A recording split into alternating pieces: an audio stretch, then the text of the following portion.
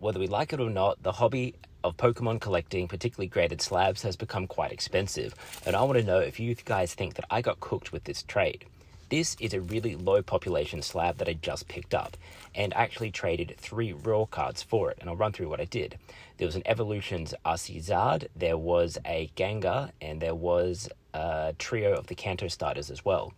And in return, what did I get? I got I'm happy with myself apparently. Can't remember recording this video.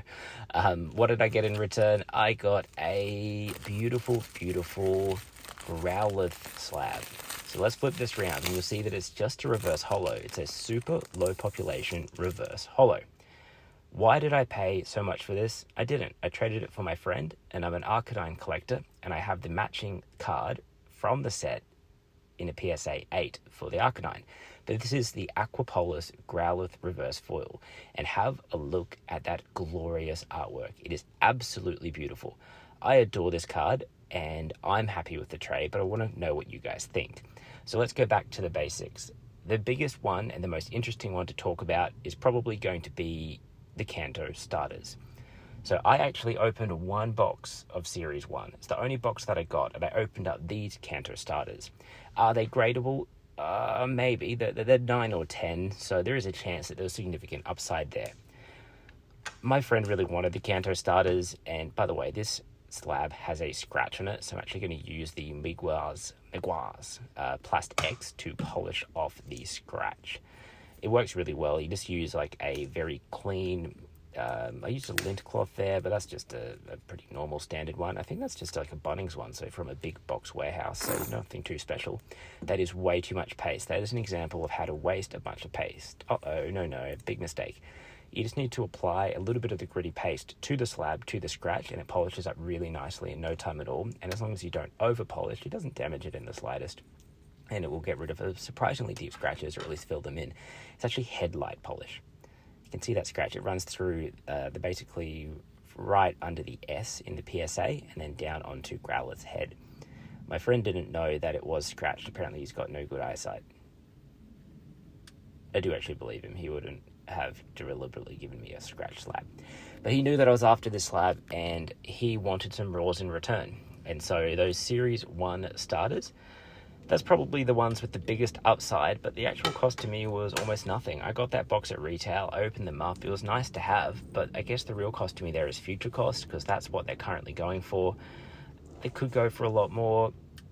They're nice, they don't really spark joy. Grading's just shut down. I can't submit them to PSA at the moment, so why not? It's easy enough to get rid of them.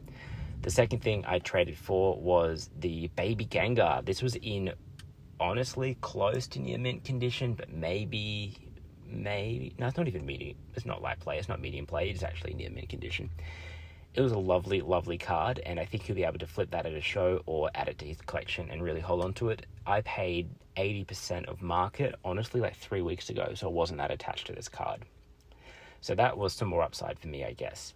And then there was this really nice condition, but not gradable Charizard. You've probably seen this card before. It's a promo, I think, in Japanese.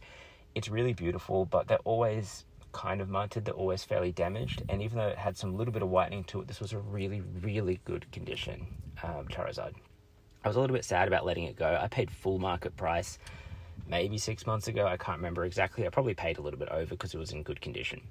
So the total current market price of the raws that I traded away was this. And this is what I actually paid for them. So I've got a bit of a delta to work with there. The problem is, how do you find what a low population Aquapolis reverse holo is actually worth?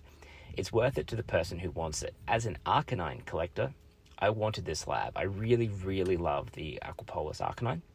That's on screen at the moment, and I felt like he needed a friend.